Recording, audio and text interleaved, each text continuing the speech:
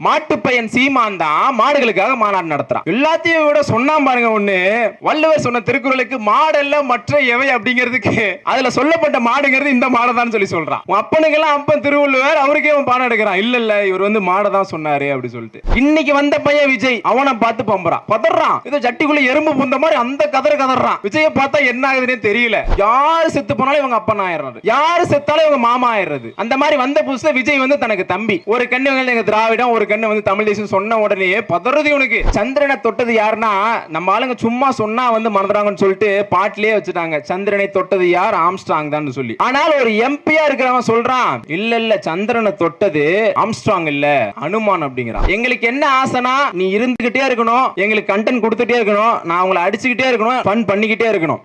இங்கே எல்லா வகையிலும் மக்களுக்கு எதிராக, இந்த தேசத்திற்கு எதிராக செயல்படக்கூடிய இவர்கள் தங்களை தேச பக்தர்களாக காட்டிக்கொள்கிறார்கள். உண்மையில் தேச துரோகிகளாக நாம் சிலரை சுட்டிக்காட்ட வேண்டும் என்றால் நீங்க எந்த தயக்கமும் இல்லாம பிஜேபி காரன்னு சொல்லிட்டு போயிடலாம். ரொம்ப ஆழ்ந்து யோசிச்சோ இல்லை ஒருவேளை ஏதாவது நல்லது பண்ணியிருப்பாங்களோ அப்படிலாம் யோசிக்கவே தேவையில்லை. ஒரு இன்ச் அளவுக்கு இம்மி அளவுக்கு கூட இந்த நாட்டின் மீது, இந்த தேசத்தின் மீது பற்றில்லாத ஆட்களாக, மக்களின் மீது பற்றில்லாத கார்ப்பரேட் கம்பெனிகள் மீது முழு பாசத்தையும் அன்பையும் அள்ளி அள்ளி தெளிக்கக்கூடிய ஒருவராகத்தான் இந்த பிஜேபி கட்சியினர் இருக்கிறார்கள். தோழர் பல விஷயங்களை சொல்லியிருந்தாரு. ஒரு விஷயத்த தோழர் மறந்துட்டார் நினைக்கிறேன், அதை நான் சொல்லிடுறேன். என்னன்னா, சந்திரனை தொட்டது யாருன்னா நம்ம ஆளுங்க சும்மா சொன்னா வந்து மறந்துறாங்கன்னு சொல்லிட்டு பாட்டிலே வச்சுட்டாங்க. சந்திரனை தொட்டது யார்? ஆம்ஸ்ட்ராங் தான் சொல்லி. ஆனா பிஜேபி காரன் என்ன சொல்றானா, சரி ஒரு கடமட்ட தொண்டை சொல்றானா அவனுக்கு தெரியலன்னு சொல்லி சொல்லலாம். ஆனால் இங்க இருக்கக்கூடிய திராவிட இயக்க தோழர்கள், கடைமட்ட தொண்டனிலிருந்து கம்யூனிஸ்ட் இயக்க தோழர்கள் இருந்து இங்க இருக்கக்கூடிய சிறுபான்மையினர் இயக்க தோழர்கள் வரைக்கும் நீங்கள் கடைமட்ட தொண்டரிடம் கேட்டால் கூட கொள்கையில் அத்தனை தெளிவு இருக்கும். ஆனால் ஒரு எம்பியா இருக்கிறவன் சொல்றான், இல்ல சந்திரனை தொட்டது ஆம்ஸ்ட்ராங் இல்ல, அனுமான் அப்படிங்கிறான். நம்மளால அடுத்த நாள் இறக்குறாங்க ஏஐல போட்டு, கியூட்டா அனுமனை வந்து நிலால உட்காந்துருக்க மாதிரி.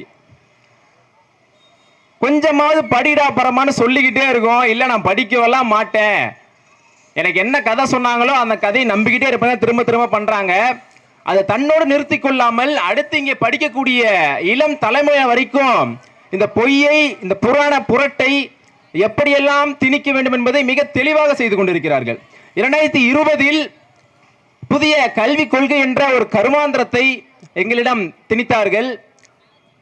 அதில் ஒவ்வொரு திட்டமாக அமலுக்கு வரும்போதெல்லாம் பேருக்காக மக்கள் மத்தியிலே நாங்கள் ஒரு கருத்து கேட்பிற்காக ஒரு வாய்ப்பை தருகிறோம் என்று ஒன்றை செய்வார்கள். அந்த வகையில் சென்ற வாரம் LOCF என்று ஒரு வரைவறிக்கையை முன்வைத்தார்கள். Learning outcome based curriculum framework அப்படி ஒன்றை முன்வைக்கிறார்கள். சரி, அந்த கருமந்தத்தில் என்னதான் அதுக்கு போய் எடுத்து பார்த்தா செப்டிக் டேங்க திறந்த மாதிரி அப்படி நாத்தடிக்குது, அந்த அளவுக்கு இருக்குது. என்ன போட்டிருக்கான்னா, ஒவ்வொரு பாடமா சொல்றேன் கேட்டுங்க. கெமிஸ்ட்ரியில மொதல் பக்கத்துல சரஸ்வதி வாழ்த்து. எக்கனாமிக்ஸ்ல நீ லட்சுமி வச்சா கூட சரி ஓகே, ஏதோ பணத்துக்கு வர கடவுள்னு சொல்லி சொல்றேன், ஏதாவது அவன் தாட்டி இப்படி போயிருக்குன்னு நினைச்சுக்கலாம். கெமிஸ்ட்ரிக்கும் சரஸ்வதிக்கும் என்ன சம்பந்தம்? ஆக்சுவலா சரஸ்வதி கெமிஸ்ட்ரி பார்த்தாவே அவ்வளவு மோசமா இருக்கும்.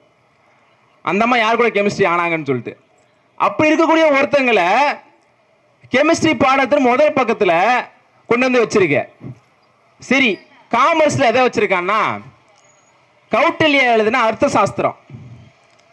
அது என்ன நம்பிக்கையில அர்த்தம் உள்ளதுனோ இல்ல சாஸ்திரங்கள் அளவுக்கு நம்பிக்கை இருக்கிறதோ அதை பார்த்தான்னு தெரியல. அவ்வளவு அசிங்கமாக, அவ்வளவு கேவலமாக பெண்களை சித்தரிக்கக்கூடிய அர்த்த சாஸ்திரத்தை காமர்ஸ்க்கு வழிமுறையா எடுத்து வச்சிருக்கிறான்.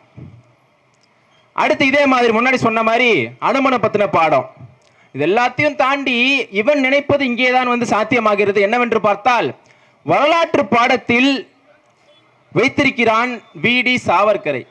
இங்கதான் நம்ம ரொம்ப உன்னிப்பா தெளிவா கேள்வி கேட்கணும். சாவர்கர் இந்த நாட்டு விடுதலைக்காக செய்த ஒன்றை நீ எவ்வளவு டைம் வேணா எடுத்துக்கோ, வரலாறு திரிக்காம உண்மையை சொல்லணும். எதை நாங்கள் வரலாறுன்னு ஏற்றுப்போம் அப்படின்னா, ஒரு ரிசர்ச் ஆர்டிக்கலை கொண்டு வா, இல்லை அந்த காலத்தில் இருந்த ஒரு ஹிஸ்டரி புக்கை கொண்டு வா, இப்படி ஃபேக்சுவலாக நீ என்ன சொல்லுவியோ அது எல்லாத்தையும் தூக்கிடுவா. அதெல்லாம் எடுத்துகிட்டு வர மாட்டோம். யாரோ ஒரு பாட்டி கதை சொல்லியிருக்கும்ல, அந்த மாதிரி பிஜேபிக்காரன் சாப்பிட்டு ஜீரணமாக ஏதோ உளறி தெரியும்ல, அந்த மாதிரி அவர் சொல்லியிருக்கிறாரு. சாவர்கர் உண்மையாவே வந்து இந்த நாட்டு விடுதலைக்காக பங்காற்றினாரு. டாபிக் அதே மாதிரி தலைப்பு கொடுத்துருக்கிறான், சாவர்கரும் தேச விடுதலையும். எனக்கு அது இப்போ ஃப்ரேம் ஒர்க்கா இருக்கு, திறந்து பார்த்தா வெள்ளை பேப்பரா இருக்கும்னு நினைக்கிறேன். அந்த இதில் ஃப்ரேம் ஒர்க்காக மட்டும் போட்டுட்டு அப்படிதான் வச்சிருக்க முடியும். இப்படி இல்லாத ஒன்றை எப்பாடு பட்டாவது இந்த மக்கள் மத்தியிலே, அதே போல படிக்கின்ற பிள்ளைகள் மத்தியிலே திணித்து விட வேண்டும் என்று கங்கணம் கட்டிக்கொண்டு தெரிந்து கொண்டிருக்கிறார்கள். இது நடப்பதற்கு வாய்ப்பே இல்லை. ஒவ்வொரு முறையும் யாராவது ஒரு புது ஆளை இறக்கி இதை சாத்தியப்படுத்த வேண்டும் என்று துடிக்கிறது பாஜக. சீமான இறக்குனாங்க, பிஞ்ச சீமாரா போயிட்டாப்ல. நீங்க நடத்துற மாநாடு எடுத்து பாத்தீங்கன்னா ஆக்சுவலா அவர் சரியான ரூட்ல தான் போயிட்டு இருக்காரு. நம்ம தான் வந்து அவரை வச்சு ஃபன் பண்ணிட்டு இருக்கோம். ஒவ்வொரு மாநாடு எடுத்து பாருங்களேன், மாடுகளுக்கு மாநாடு. இப்ப நாமெல்லாம் பேசிட்டு இருக்கோம், யார்கிட்ட பேசிட்டு இருக்கோம்? நம்ம பேசுற மொழி யாருக்கு புரியும்? மனுஷனுக்கு புரியும். ஆனா அக்ரணியா இருக்கக்கூடிய அந்த அளவுக்கு அறிவு பொருந்திய ஒருத்தன் தான் அவன் சார்ந்த இனத்துக்காக யோசிப்பான். மாட்டுப்பையன் சீமான் தான் மாடுகளுக்காக மாநாடு நடத்துறான். அடுத்து நம்ம ஒருத்தனை திட்டும் போது, இவ்வளவு திட்டனே, மாடு மாறு நிக்கிறிய, மரம் மாறு நிக்கிற நம்ம திட்டுவோம்ல, உணர்ச்சியற்ற சொல்வதை புரிந்து கொள்ளாதவர்களை மரம் என்று திட்டுவோம். எல்லாத்தையும் விட சொன்னாம் பாருங்க ஒண்ணு, வள்ளுவர் சொன்ன திருக்குறளுக்கு மாடெல்லாம் மற்ற எவை அப்படிங்கிறதுக்கு அதுல சொல்லப்பட்ட மாடுங்கிறது இந்த மாடை தான் சொல்லி சொல்றான்.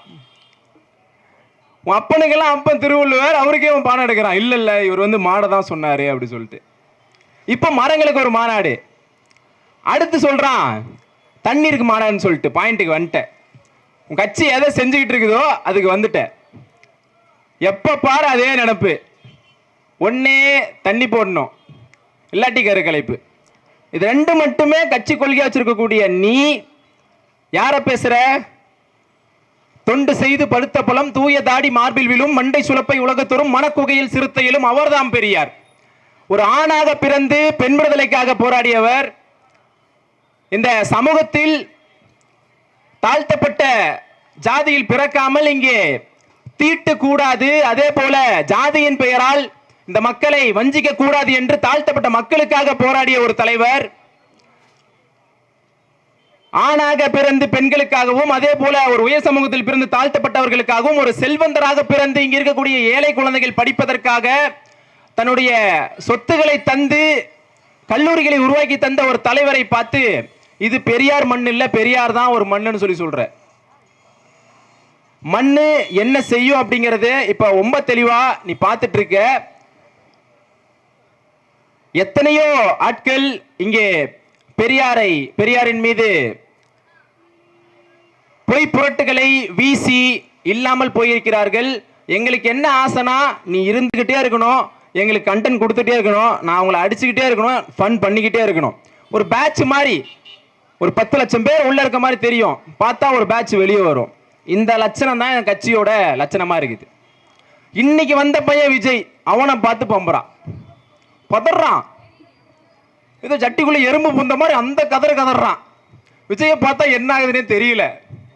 இல்ல ஸ்டார்டிங்ல வந்த போஸ்ட்ல தம்பி என் கருத்தை தான் பேச போறாரு, யாரு செத்து போனாலும் இவங்க அப்பா ஆயிடுறாரு, யாரு செத்தாலும் இவங்க மாமா ஆயிடுறது.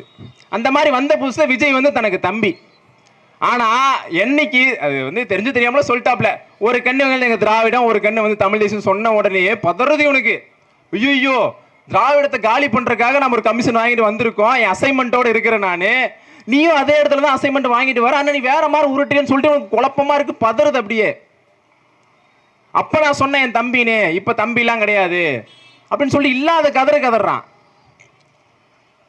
சரி, அப்படி மாற்ற வரக்கூடிய விஜயாவது குறைந்தபட்சம் தெளிவாக இருக்கிறார் என்று பார்த்தால் அவங்க கொள்கையை வந்து தெளிய வைக்கிறாங்க. அந்த மாநாட்டில் ஒரு கையில பகவத்கீதையா, இன்னொரு கையில கான்ஸ்டியூஷனா. நான் ஒரு இந்துவாக சாக மாட்டேன் என்று சொன்ன அம்பேத்கர் எழுதிய கான்ஸ்டியூஷன் ஒரு கையில், அரசமைப்பு சட்டம் ஒரு கையிலும், அதற்கு சரிசமமாக இந்து மதத்தில் இருக்கக்கூடிய புறையோடி போன அழுக்குகளை பேசக்கூடிய பகவத்கீதையை சரிசமமாக நிறுத்துவீர்கள் என்று சொன்னால் என்ன தகுதி இருக்கிறது உங்களுக்கு அம்பேத்கரையும் பெரியாரையும் காமராஜரையும் மற்ற தலைவர்களையும் உங்களுடைய கொள்கை தலைவராக சொல்வதற்கு?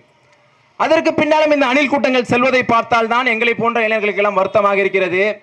நீங்க போங்க, போயிட்டு குறைஞ்சபட்சம் உங்க தலைவர் கொள்கை தலைவர் சொல்லியிருக்கக்கூடிய பெரியார், அம்பேத்கர், காமராஜர்லாம் என்ன பண்ணாங்க அப்படிங்கிறது என்ன சுட்டு போட்டாலும் விஜய் சொல்ல போறது இல்ல. நீங்க தேடி படிங்க, அவருக்கு தெரியாது. ஸ்கிரிப்ட் எடுத்து கொடுக்குற ஆளு தப்பி தவிர ஏதோ ஒரு பாயிண்ட் சொன்னா உண்டு, அதை தாண்டி அவருக்கு தெரிய வாய்ப்பே இல்லை. அன்பிற்குரிய நண்பர்களே, தோழர்களே, இங்கே இத்தனை தோழர்கள் அமர்ந்திருக்கிறார்கள். பல்வேறு ஜாதியை சேர்ந்தவர்கள், இஸ்லாமிய தோழர்கள் அமர்ந்திருக்கிறார்கள். அத்தனை பேரையும் சேர்த்தது ஒன்றே ஒன்றுதான், நாம் மனிதனாக இணைய வேண்டும், மனிதத்தை பேச வேண்டும் என்கிற அடிப்படையில் மட்டும்தான் இங்கே இணைந்திருக்கிறோம். ஆகவே மனிதம்தான் நம்முடைய அடையாளம். இந்த ஜாதி நமக்கு அவமானம் என்று நடக்கக்கூடிய இந்த திருமுனை கூட்டம் சிறக்கட்டும். வாழ்க பெரியார், வெல்க மனிதம். வாய்ப்புக்கு நன்றி.